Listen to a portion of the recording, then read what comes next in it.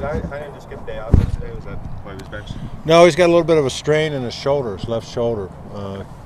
So he's day to day. We're not sure how long that's going to linger, but did it on Sunday at Loyola, swinging the bat, and hopefully it's not anything serious. You have Garlic back? Garlic will be back, yeah. He and our academic people decided to get another unit in the bank, and so there's a commitment of last night and tomorrow night.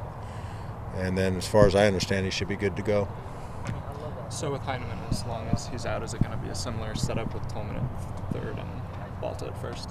Yeah, it looks like it. You know, and Tolman's quite honestly worked at third head-to-head with Heinemann.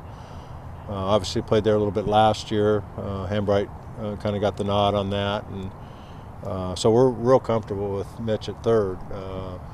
Probably the defensive hole, if there was one, would be the inexperience of Balta at first, or so more concerned probably about that than the third base position.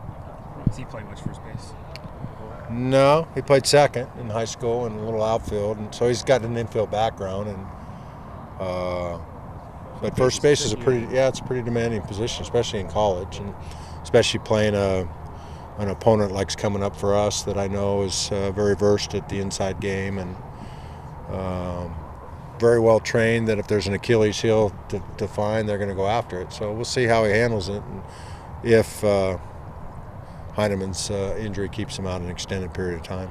Any more progress on your Sunday starter since last night? Yeah, the coin landed. We're going to go with Porter Clayton. We haven't even talked to Spencer about that yet, but we will do that as soon as we can here.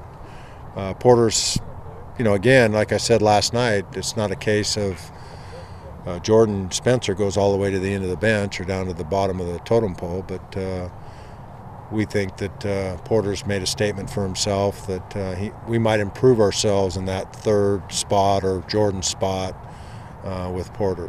That's yet to be seen. It's one thing pitching in relief in a short period of time than trying to sustain that over 6-7 innings, and so we'll see. But Porter doesn't even know he's starting yet, so you got the scoop.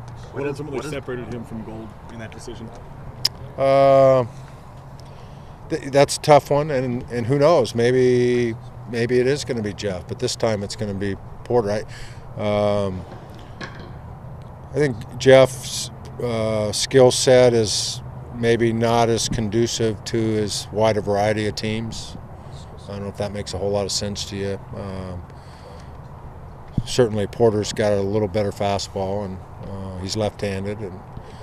But like last night, we all say Jeff Gold threw too many strikes. It's not hard to fault a kid that throws too many strikes. So Jeff's doing a fine job, and we're, it's a tough call. It's good that we're not like, okay, let's try this guy. It's more of a case of upside excellence than it is of nobody doing a very good job. Can you give more of a scouting report on Porter then, just in general? What's his profile?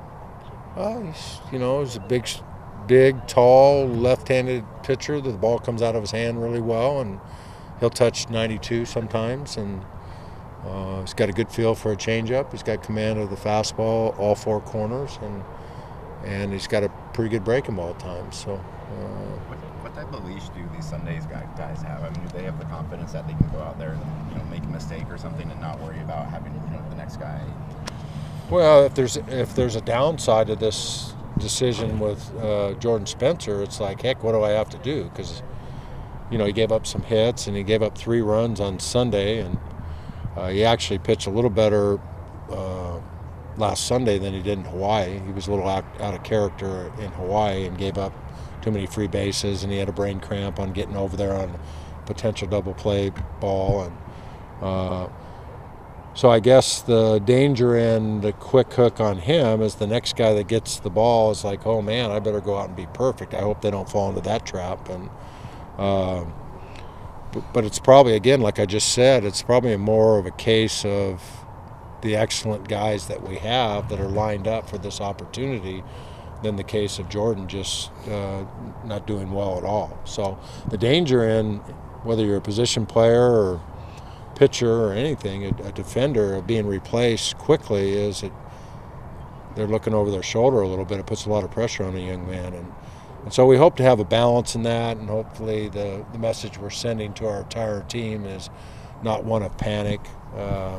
It was a fine line going into the season in the depth chart and the decision, and it wasn't a clear separation with Jordan clearly being the guy. So that makes a difference. And then, of course, Jordan hasn't been Tommy Thorpe or even Cole Irvin, that he's coming off a huge year, and so he's not solidified quite as much as Tommy Thorpe, per se, or Cole Irvin would have been had he not been injured, if that makes any sense to you. George, earlier in the week you said that you're gonna be honest with your guys about this not being just another series against Cal State Fullerton. What have you said to him since last night? Nothing, because we weren't there yet. I mean, today's practice will be designed to get better, like it is for anybody. We actually, to be honest with you, we didn't like some of the way we didn't finish last night and some of the little things that looked like a team that was preparing like a 7-0 team, and now we have an 8-0 team. And whether we just have to reflect on our own personal history that we've won 94 baseball games in the last 2 years, and we don't have a championship to say for it, and we don't have a trip to Omaha to speak for it. So if we're looking at 7-0, great job, now 8-0, great job, very happy. But we didn't like the way we prepared last night in some areas. We didn't like the maturity. Some of the young guys got distracted we didn't finish the game last night, and we didn't prepare very well. And so it won't be just because of who's coming in here to compete against us, but that's the first thing that we're going to readdress today, that today's practice, tomorrow's practice will be designed to get better. And, we don't use the term, as Chip did or Coach Helfrich, was a faceless opponent, but we play the game of baseball. Our obligation is to master the game.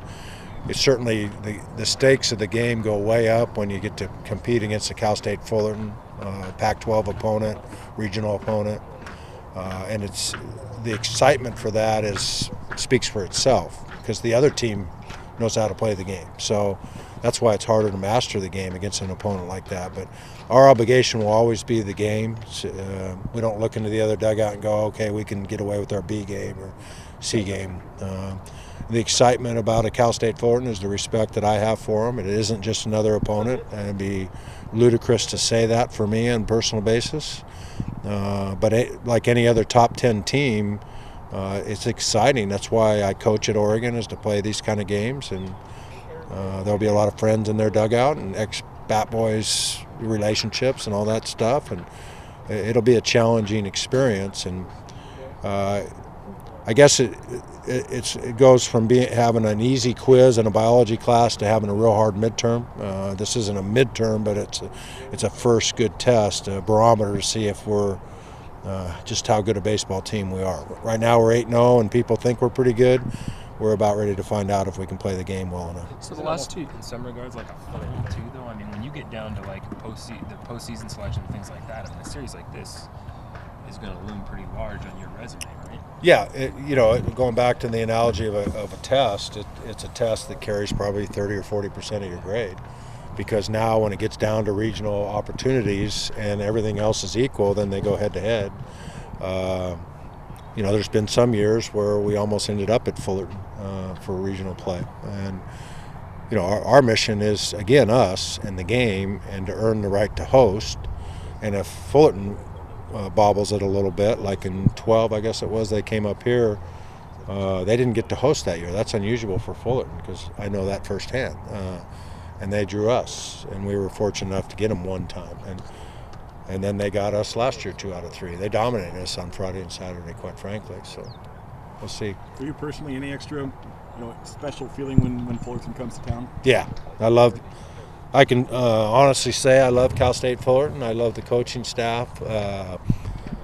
Arguably, I might not be here in front of you right now without Rick Vanderhook and what he did for me as an assistant coach, and the whole, he was on Augie's staff when I was an assistant then, and he's a brilliant baseball coach. I think you just have to reflect on the recent history of UCLA when Rick went there and the impact he had with Coach Savage. And Coach Savage deserves the lion's share of the credit, but Rick made a big impact at UCLA. He's a excellent baseball coach. He has excellent baseball players. They're well schooled. Mike Kirby was here with me.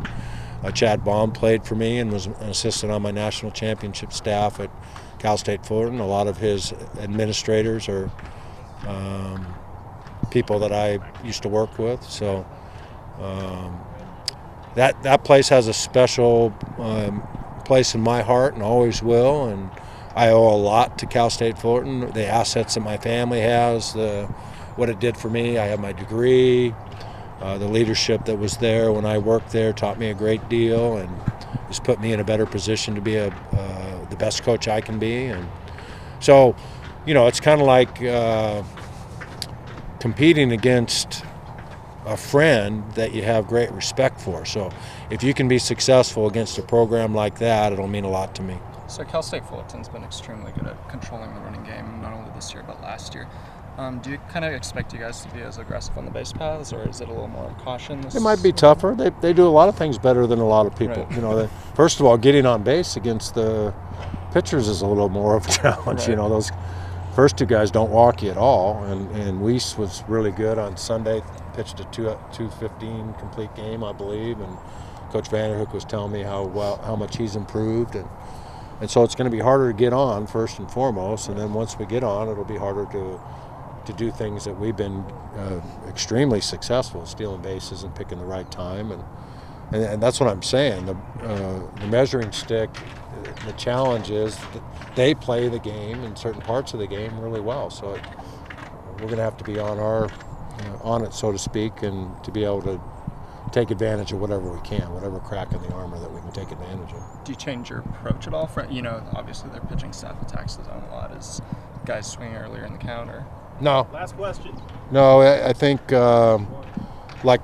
we play the game, and whatever the pitcher provides for us to hit. Coach Waz and Coach Ullman do a tremendous job of breaking pitchers down and giving our guys specific plans.